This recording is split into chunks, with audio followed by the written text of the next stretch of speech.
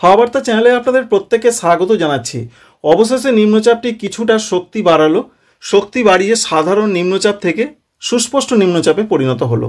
যে অবস্থানে ছিল, অর্থাৎ আমরা জানি পূর্ব মধ্য বঙ্গোপসাগর এবং সংলগ্ন মায়ানমার উপকূলের দিকে সেটা ছিল, সেটা আস্তে আস্তে উত্তর এবং উত্তর পশ্চিম দিকে হালকাভাবে এগোচ্ছে, যার ফলে এই মুহূর্তে এবং আগামীকাল সকালের মধ্যে তার অবস্থান আসবে উত্তর পূর্ব বঙ্গোপসাগর এবং সংলগ্ন বাংলাদেশ এবং মায়ানমার উপকূলের দিকে।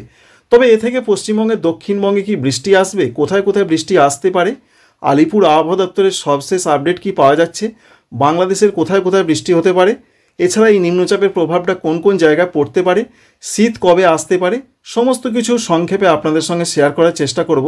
শেষ পর্যন্ত সঙ্গে থাকবেন। প্রথম কথাই হচ্ছে, এই যে নিম্নচাপ, এই নিম্নচাপ কিছুটা শক্তি বাড়িয়েছে, সুস্পষ্ট নিম্নচাপে পরিণত হয়েছে। আগামীকালে যা পূর্বাভাস রয়েছে সেটা আরও উত্তর এবং উত্তর পশ্চিম দিকে এগোবে, যার ফলে প্রবল বৃষ্টির পূর্বাভাস রয়েছে। বিশেষ করে রয়েছে শীত ওয়ে বন্দর সংলগ্ন জায়গা মায়ানমারের ক্ষেত্রে, বাংলাদেশে রয়েছে যেমন মহেশখালী, কক্সবাজার, এছাড়া পরবর্তী ক্ষেত্রে আজকে মূলত বৃষ্টির সম্ভাবনা ছিল, তবে আগামীকাল সম্ভাবনা আরও বাড়বে। আগামীকাল বিশেষ করে সকালের পর থেকে বৃষ্টিটা আস্তে আস্তে চট্টগ্রাম জায়গার দিকে এগিয়ে আসবে, কারণ সিস্টেমটা আস্তে আস্তে চট্টগ্রাম দিয়ে আঘাত করতে পারে এমন একটা পূর্বাভাস আগে থাকতেই ছিল, এখনও রয়েছে, যার ফলে বৃষ্টিটা বাংলাদেশের দিকে বেশি হবে। দেখুন ভালো করে লক্ষ্য করে, আজকে যা পূর্বাভাস ছিল সে তো হয়ে গেছে। আগামীকাল দুপুরের দিকে সিস্টেমটা একেবারে চট্টগ্রাম বা বাংলাদেশের উপকূলের চট্টগ্রাম বন্দর সংলগ্ন জায়গার দিকে এগিয়ে আসছে, যার ফলে এখানেই সবথেকে বেশি প্রভাবটা পড়বে। মাঝারি থেকে ভারী বৃষ্টির সম্ভাবনা রয়েছে আগামীকাল। আজকে কিন্তু ততটা বৃষ্টি রাতের দিকে রয়েছে কিনা দেখব, রাতের দিকে রয়েছে, তবে ততটা নয়। আগামীকাল আরও বৃষ্টি বাড়বে, ভারী থেকে অতি ভারী বৃষ্টি দু এক জায়গা হতে পারে। এর পাশাপাশি এর কিছুটা প্রভাব পড়বে ভারতবর্ষে, তবে সেটা বাংলার ক্ষেত্রে, পশ্চিমবঙ্গের ক্ষেত্রে একদমই প্রভাব পড়ার সম্ভাবনা নেই। হালকা একটা প্রভাব, সেটা মেঘলা আকাশ। 24 পরগনা, মেদিনীপুরের উপকূলবর্তী জায়গার কোনো কোনো জায়গায় হালকা বৃষ্টি হতে পারে, সবশেষ আপডেটে জানালেন আলিপুর আবহাওয়া দপ্তর। কিন্তু কলকাতা, হাওড়া, হুগলি, বর্ধমান, নদিয়া, বীরভূম, মুর্শিদাবাদ, সঙ্গে রয়েছে পশ্চিম মেদিনীপুর, ঝাড়গ্রাম, বাঁকুড়া, পুরুলিয়া, এছাড়া পশ্চিম বর্ধমান, এই জেলাগুলোতে কোথাও কোনো বৃষ্টি হবে না। পশ্চিমবঙ্গের উত্তরবঙ্গে দার্জিলিং থেকে মালদহ পর্যন্ত জেলাগুলোতে কোথাও কোনো বৃষ্টি হবে না। ঝাড়খণ্ডে কোথাও কোনো নিম্নচাপের বৃষ্টি হবে না। এই পর্যন্ত আপডেট আমরা পেয়েছি। তাই বৃষ্টিটা হবে বাংলাদেশের চট্টগ্রাম বিভাগ এবং সংলগ্ন জায়গা বরিশালের দিকে, সঙ্গে কুমিল্লাতে মাঝারি মানের বৃষ্টি হতে পারে, সিলেটের দিকে হালকা বৃষ্টি হতে পারে, ঢাকা বিভাগের দিকে হালকা বৃষ্টি হতে পারে। ভারতবর্ষের জায়গা বিশেষ করে রয়েছে ত্রিপুরা, মণিপুর, মিজোরাম, নাগাল্যান্ড, এই জায়গাগুলোতে মাঝারি মানের বৃষ্টি হতে পারে। দু এক জায়গায় একটু ভারী বৃষ্টি হতে পারে, সেটা মিজোরামের দিকে। এই রয়েছে নিম্নচাপের প্রভাব। আর নিম্নচাপের জন্য ইতিমধ্যে মৎস্যজীবীদের সমুদ্রে যেতে নিষেধ করা হয়েছে। সেই নিষেধাজ্ঞা রয়েছে আজকে 4 তারিখ এবং আগামীকাল 5 তারিখ পর্যন্ত।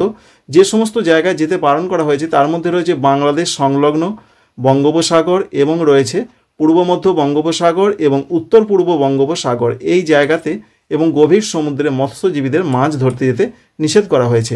সমুদ্র প্রচণ্ড উত্তাল এবং প্রচণ্ড অশান্ত, দমকা ঝোড়ো হাওয়ার জন্য এই রকম পরিস্থিতির কথা জানানো হয়েছে। আর পশ্চিমবঙ্গের দক্ষিণবঙ্গে এই সিস্টেম যাওয়ার কোনো সম্ভাবনা নেই। কারণটা রয়েছে একটা, যে উত্তর পশ্চিমের হাওয়া কিন্তু ব্যাপকভাবে আসছে। আজ থেকেই কিন্তু ঠান্ডাটা বেশ বেড়েছে সকালও থেকে। আগামীকালও ঠান্ডা পরিস্থিতি এই রকমই থাকবে। আলিপুর আবহাওয়া দপ্তর জানাচ্ছেন পশ্চিমবঙ্গের দক্ষিণবঙ্গের তাপমাত্রায় বিরাট কোনো হেরফের হবে না, 2-1 ডিগ্রি তাপমাত্রা কমতে পারে।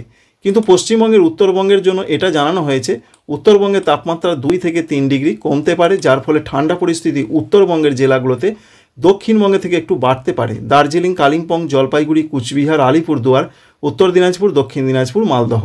আর নিম্নচাপের ক্ষেত্রে এটা আমরা লক্ষ্য করতে পারছি, বিশেষ করে আগামীকাল 5 তারিখে উত্তর পূর্ব আসামেও কিন্তু হালকা থেকে মাঝারি বৃষ্টি হবে। ডিব্রুগড়, গোয়ালপাড়া, গুয়াহাটি, এদিকে ততটা, উত্তর পশ্চিমে ততটা বৃষ্টি না হলেও উত্তর পূর্ব এবং দক্ষিণ আসামে বৃষ্টিটা কিন্তু ভালো রকমই হতে পারে। শিলচর রয়েছে, এছাড়া রয়েছে ডিব্রুগড়, দিসপুর, এই সমস্ত জায়গাতে সম্ভাবনা কিন্তু রয়েছে 5 তারিখের দিকে। 6 তারিখের দিকের যা পূর্বাভাস আমরা পাচ্ছি বৃহস্পতিবার, তাতে বৃষ্টিটা অনেকটা কমতে পারে। তবুও উত্তর পূর্ব ভারতের রাজ্যগুলোতে হালকা থেকে 2-1 জায়গায় বিক্ষিপ্ত হালকা মাঝারি বৃষ্টি হবে। বাংলাদেশের চট্টগ্রাম সংলগ্ন জায়গাতেও হালকা থেকে মাঝারি বৃষ্টি হবে অনেক জায়গাতেই। পশ্চিমবঙ্গে, দক্ষিণবঙ্গে সেরকম কোনো বৃষ্টির পূর্বাভাস নেই 6 তারিখের দিকে। এই পর্যন্ত আপডেট। উত্তরবঙ্গে বৃষ্টি নেই, ঝাড়খণ্ডে বৃষ্টি নেই। এবার আপনাদের দেখাবো আগামীকাল কেমন আবহাওয়া পরিস্থিতি থাকবে পশ্চিমবঙ্গের ক্ষেত্রে। প্রথমে মেঘমালা মোডে দেখার চেষ্টা করব, অনেকে বলেন। তো মেঘমালা মোড থেকে যেটা আমরা দেখতে পাচ্ছি, বাংলাদেশ লাগোয়া পশ্চিমবঙ্গের জেলাগুলোতে মেঘলা মেঘলা আকাশ থাকতে পারে। যেমন রয়েছে নদিয়া জেলা রয়েছে, সঙ্গে পূর্ব বর্ধমানে দু এক জায়গায় থাকতে পারে, বিশেষ করে পূর্ব দিকের জায়গাগুলো।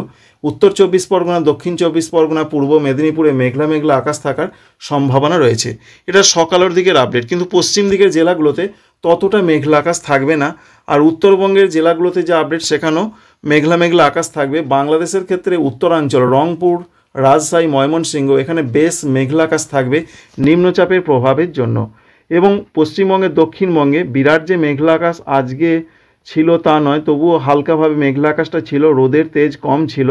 তবে আগামীকাল 5 তারিখ এবং 6 তারিখে মেঘলা মেঘলা আকাশটা দক্ষিণবঙ্গে কখনো কখনো থাকতে পারে। আগামীকাল কেমন ঠান্ডা পরিস্থিতি পশ্চিমবঙ্গে থাকতে পারে, তাতে কলকাতা, হাওড়া, হুগলি এদিকে যে আপডেট রয়েছে, 20 থেকে 22 ডিগ্রির মধ্যে সর্বনিম্ন তাপমাত্রা থাকবে। বর্ধমান জেলা দিকে ঠান্ডা একটু বেশি থাকবে, 20 থেকে 21 থাকবে। এছাড়া পশ্চিম বর্ধমানে 20 ডিগ্রি থাকতে পারে। পুরুলিয়া জেলার দিকে তাপমাত্রা বেশ কিছুটা নিচে থাকবে, 18 থেকে 19 থাকবে। বাঁকুড়া জেলার দিকে 19 থেকে 20 থাকবে। তাই বাঁকুড়া, পুরুলিয়া, পশ্চিম বর্ধমান, বীরভূম এই জেলাগুলোর দিকে ঠান্ডা পরিস্থিতি ভালো রকম থাকছে। ঝাড়খণ্ডে ভালো রকম ঠান্ডা পরিস্থিতি থাকবে, এখানে 16 থেকে 19-এর মধ্যে সর্বনিম্ন তাপমাত্রা থাকবে। আগামী 2 বা 3 দিন একই রকম সম্ভাবনা থাকছে। তবে 10 তারিখ থেকে আবহাওয়াতে একটা চেঞ্জ বা পরিবর্তন আসার সম্ভাবনা রয়েছে, যদিও সেটা 9 তারিখ থেকে শুরু হয়ে যাচ্ছে। 9 তারিখ থেকে যে আপডেট আমরা পাচ্ছি, শীতের প্রবেশ বেশ কিছুটা ঘটে যাবে।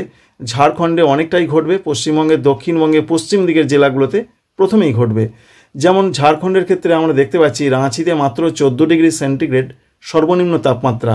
প্রচণ্ড ঠান্ডা পরিস্থিতি থাকবে, বুঝতেই পারছেন, 15-র নিচে থাকছে। তাই ঝাড়খণ্ডে যেটা আমরা দেখতে পাচ্ছি যে রাঁচি সংলগ্ন জায়গায় 15-র নিচে সর্বনিম্ন তাপমাত্রা, জামশেদপুর এলাকার দিকে 20-র নিচে সর্বনিম্ন তাপমাত্রা, পশ্চিমবঙ্গের পশ্চিম দিকের জেলাগুলোতে 20-র নিচে যেতে পারে সর্বনিম্ন তাপমাত্রা।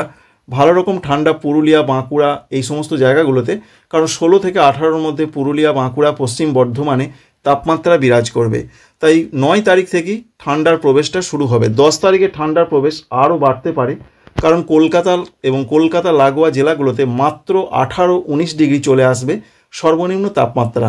তাই মহানগরী কলকাতা 10 নভেম্বর তারিখে প্রথম একটা ভালো রকম জাঁকিয়ে শীতের আমেজ অনুভব করতে পারবে ওখানকার মানুষজন, এরকমই একটা পূর্বাভাস কিন্তু পাচ্ছি। তাই নভেম্বরের 10 তারিখ একটা টার্নিং পয়েন্ট, যে ভালো রকম ঠান্ডা প্রবেশ করে যেতে পারে। তবে এই ঠান্ডা কতদিন থাকবে সেটা এখনই বলা সম্ভব নয়। মোটামুটিভাবে 2-3 দিন বজায় থাকার সম্ভাবনা রয়েছে। উপরন্তু ঠান্ডা পরিস্থিতি আর একটু বাড়তে পারে 11 এবং 12 তারিখের দিকে। তো বন্ধুরা, বুঝতেই পারলেন কোথায় কেমন পূর্বাভাস রয়েছে।